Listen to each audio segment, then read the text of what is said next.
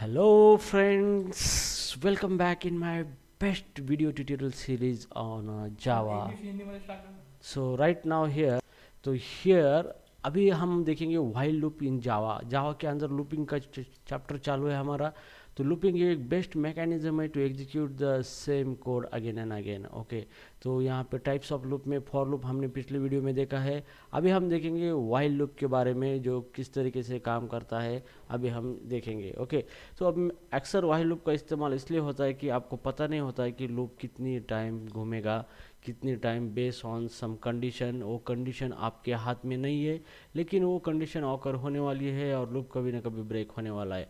इस टाइप की जब सिचुएशन आती है तो आपको वाइल लूप का इस्तेमाल करना पड़ता है वहाँ पे. ठीक है, तो चलो हम किस तरीके से लिखते हैं. मान लो मुझे 1 से 5 तक क्या करना है, लूप घुमाना है यहाँ पे. तो यहाँ पे मैं लिखूँगा वाइल, और इसके अंदर जो देना है कंडीशन और इसका बॉडी है, इसके अंदर कोड लिखेंगे हम. यहाँ पे ब्लॉक का कोड है और यहाँ पे जो आएगा यहाँ पे आएगा यहाँ पे कंडीशन. ठीक है, कंडीशन का मतलब क्या होता है कि कोई भी एक कोड होता है बुलियन एक्सप्रेशन जिसका आउटपुट ट्रू या फॉल्स में आता है, उसी को कंडीशन बोलते हैं. ओके, तो यहाँ पे कंडीशन यहाँ पे दी जाती है. जब तक कंडीशन ट्रू है तब तक ये लूप घूमता रहेगा, ये कोड यहाँ पे रन होगा अगेन एंड बार बार बार बार बार बार. कब तक? जब तक ये कंडीशन की वैल्यू फॉल्स नहीं होती तब तक. ठीक है, तो ट्रू और फॉल्स आपको पता होगा. ट्रू ये बुलियन डेटा टाइप है, ट्रू और फॉल्स.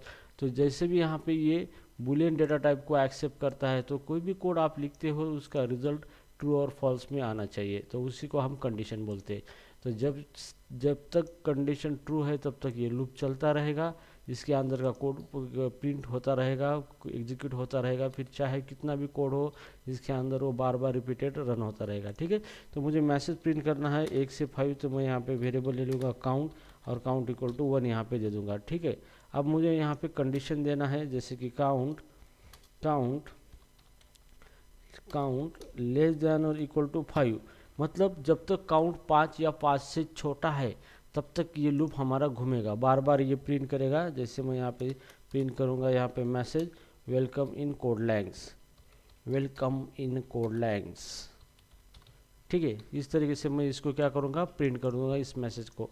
अब ये लूप क्या करेगा, ये काउंट की वैल्यू 1 है और ये एक वैल्यू 5 से छोटी है या 5 तक जब तक नहीं होती तब तक इसको बार बार बार बार उतने टाइम क्या करेगा, प्रिंट करेगा. ठीक है, तो चलो अभी हम इसको यहाँ पे आउटपुट किस तरीके से आता है दिखाता हूँ. तो मैं यहाँ पे काउंट की वैल्यू भी मैं यहाँ पे क्या करूँगा, डिस्प्ले करूँगा. यहाँ पे काउंट काउंट प्लस, और यहाँ पे मैं ब्रैकेट लगाऊंगा यहाँ पे. ठीक है, तो अभी हम देखेंगे ये किस तरीके से वर्क होता है. यहाँ पे मैंने रन किया है प्रोग्राम, तो यहाँ पे आउटपुट देखिए, यहाँ पे काउंट की वैल्यू अभी भी चल रही है, इनफाइनाइट चल रही है. ठीक है, इसका मतलब ये हो रहा है कि ये हमारा लूप इनफाइनाइट में चला गया है.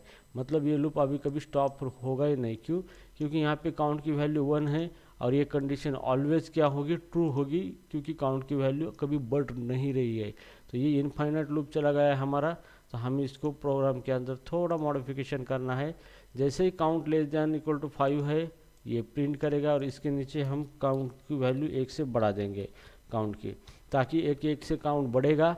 और एक टाइम ऐसा आ जाएगा कि काउंट की वैल्यू 5 से आगे निकल जाएंगी और ये लूप फिर रन होना स्टॉप हो जाएगा. ठीक है, तो अभी चलो हमारा लूप अभी देखेंगे किस तरीके से वर्क करता है यहाँ पे. तो यहाँ पे देखो हमारा लूप 5 टाइम चला है. यहाँ पे ये 1 2 3 4 5, तो 5 टाइम हमारा लूप यहाँ पे चला है और उसके बाद लूप स्टॉप हो गया है. ठीक है, अब ये कैसे वर्क हुआ है, यहाँ पे काउंट इक्वल टू 1 है, काउंट की value 1 less than equal to 5 है. यस, इसका आंसर ट्रू आ चुका है यहाँ पे. और फिर अंदर जाके इसने लाइन को प्रिंट कर दिया, फिर काउंट की वैल्यू 2 हो गई. फिर यहाँ पे आया, फिर चेक किया काउंट की वैल्यू कितनी है, 2 है.